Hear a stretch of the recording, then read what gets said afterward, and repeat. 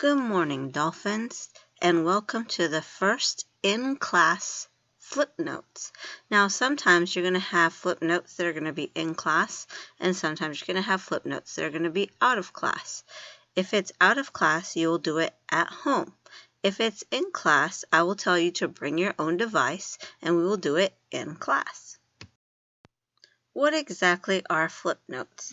Flip notes are basically notes that you guys will listen to and actually take notes on them, and I won't be sitting here and giving you a lecture in class. It's something that you can do on your own device. So what are some things to remember while you're taking flip notes? Number one, you can always pause the video. That way, if you need to just stop it if I'm going too fast, you can pause it, write what you need, and then continue to play it. You can always replay the whole thing or just parts you don't understand. So, if you played the whole thing and you thought to yourself, well, you know what? I didn't really understand that. What do I need to do? Play it again. That way you understand it. And if not, ask questions. So if you have questions, write them down to ask me tomorrow in class. You must watch the entire video until the end. There will be information needed throughout, including possible questions or statements that you might need to write down while the video is going. You never know when I might pop a question just to make sure that you listen to the entire thing. In this first slide, we're going to talk about what is a safety contract.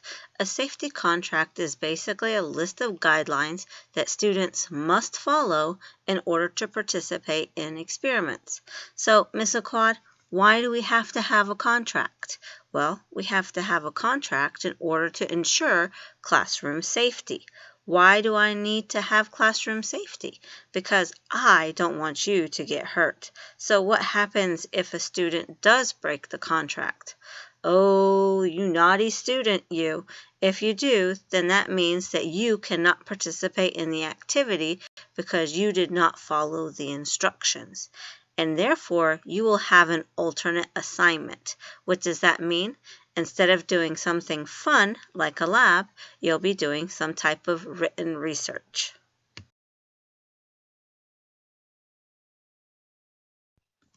Now we're moving on to the fun slides. This is where we actually get to talk about the lab safety rules. The first and the most important lab safety rule is for you to conduct yourself in a responsible manner at all times. That means no practical jokes, no horseplay, and no pranks. Now, why is that? Because if you're horseplaying and you're playing practical jokes, you could hurt yourself or hurt someone else, especially if this lab has equipment that can be broken or that can get spilled. Now, lab safety number 2, follow all written and verbal instructions. Ask questions when you don't understand. When in doubt, ask the teacher. All right? So always make sure that you understand before you get started, just so that you don't get hurt. Number 3, do not touch any equipment or supplies without permission from the teacher. You will learn very quickly that I don't like people touching the supplies until I tell you to do so. Why do you want me to tell you to touch the supplies or not? Number 1, it could be that it's very hot, or it could be that there's some type of chemical in it that is going to hurt you if you touch it in the improper way. And for that reason, you need to wait. The next one is perform only authorized and approved experiments. Why is that? Well, if you don't, you could have poured one chemical into another chemical and caused a explosion. And we don't want that to happen now, do we? Because we want to stay safe.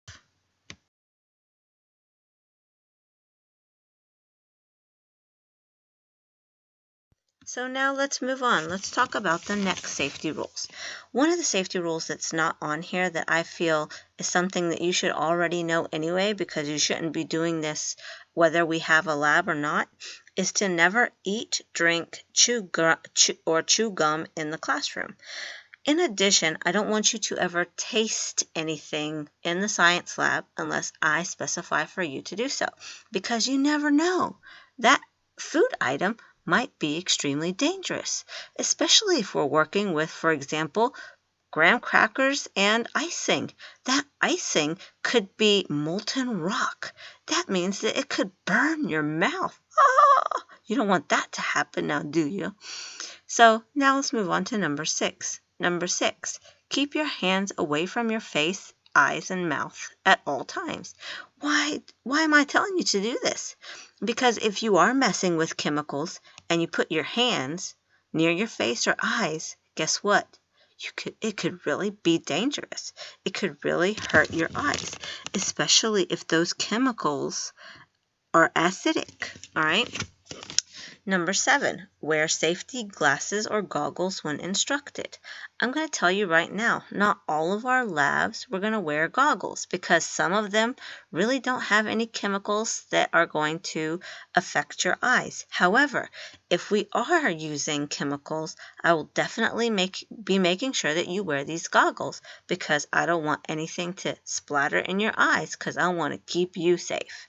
Clean all work areas and equipment at the end of the experiment. It is always extremely important that you clean up. Why? In order to prepare for the next class. The next class comes in. You want to have them, or you want to keep the area clean just like you found it when you came in.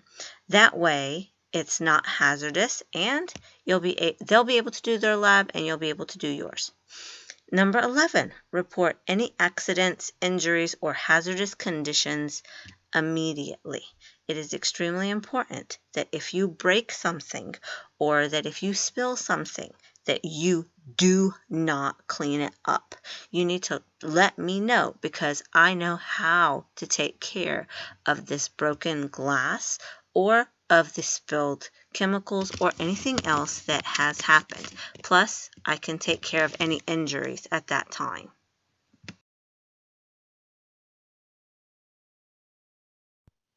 Moving on to the next lab safety rules. Before I do that, let's look over at the Flynn Scientific Middle School Science Safety Contract.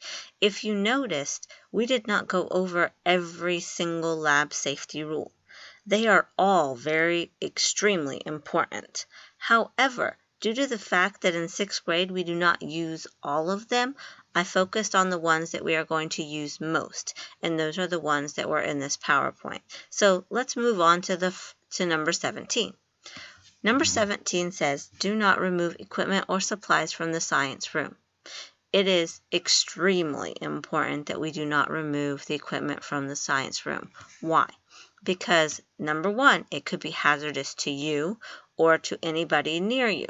Number 2, without the equipment, I can't do labs and activities. So if I'm missing lots of supplies, then I won't be able to do these fun activities with you, which would be very sad for me and sad for you as well, because I'm sure you love doing these things. Number 18, handle all glassware with care. Like I mentioned in number 17, I don't have very many supplies or I don't have very much equipment. So it's extremely important that we handle these with care, especially glass, because if glass breaks, it can cut you and I don't want you to get cut because I want you to stay safe at all times. Number 20, dress properly. This is mostly for you girls. No fashionistas on the day of the lab. I promise you I'll let you know when we have a lab. Therefore, no open-toed shoes. Why no open-toed shoes? Because if we have chemicals and they spill on your feet, that could hurt your feet. If you drop glassware and it breaks, it could cut your toes. So we don't want that to happen. Your hair, dangling jewelry, all needs to be tied back.